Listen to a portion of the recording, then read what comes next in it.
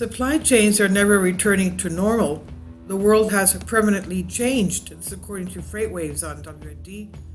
The conventional wisdom at this time is that most of the world has moved on from the pandemic except for China. Therefore, supply chains will normally return to normal. And unfortunately, this is not the case. The world has permanently changed, and supply chains are going to face continuing challenges for decades to come.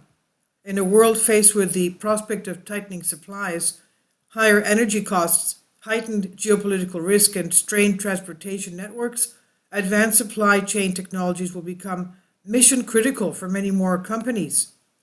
Anyone that has been a part of the supply chain industry can attest to the fact that supply chains have always been subject to disruptions. Natural disasters, terrorism, economic cycles, capacity shortages have created challenges since the beginning of the trade.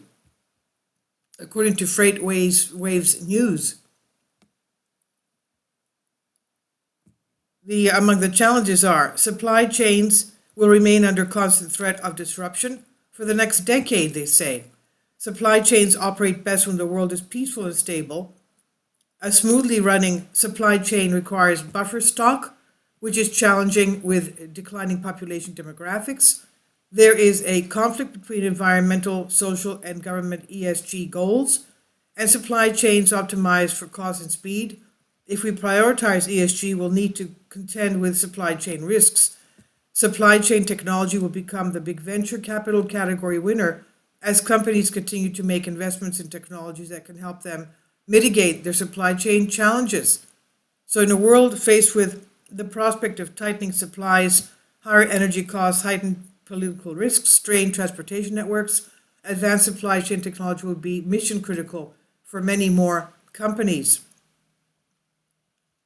Labor is key supply chains. The arbitrage between the developed and developing countries has been massive. The cost of producing goods in countries with cheap labor, lax environmental labor regulations, and little regard for substantial natural resources has enabled the world to enjoy unprecedented prosperity and peace.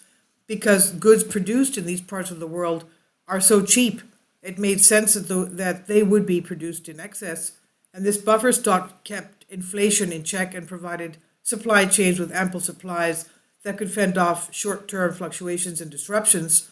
Think about how the cost of television and computing hardware has fallen over the past few decades, and how auto prices have not risen as significantly as many improvements in product features and qualities were made. It all happened at a time when the United States was the only superpower, and the only expectation is that the U.S. had of nations is that trade should be unobstructed. Cheap labor is becoming scarcer, particularly in Asia. It's largely due to aging populations. The average age continues to increase, and there are fewer people to work in these manufacturing jobs. This is by Craig Fuller on FreightWaves. It's on WND. Please leave your comments. Thank you for your support. Kindly support my Patreon account. The daily posts are 5 videos daily, and they are totally different from what I have on my YouTube channel. Thank you so much for your support and that you find all my content so interesting. You'll find the Patreon account details in the description box below.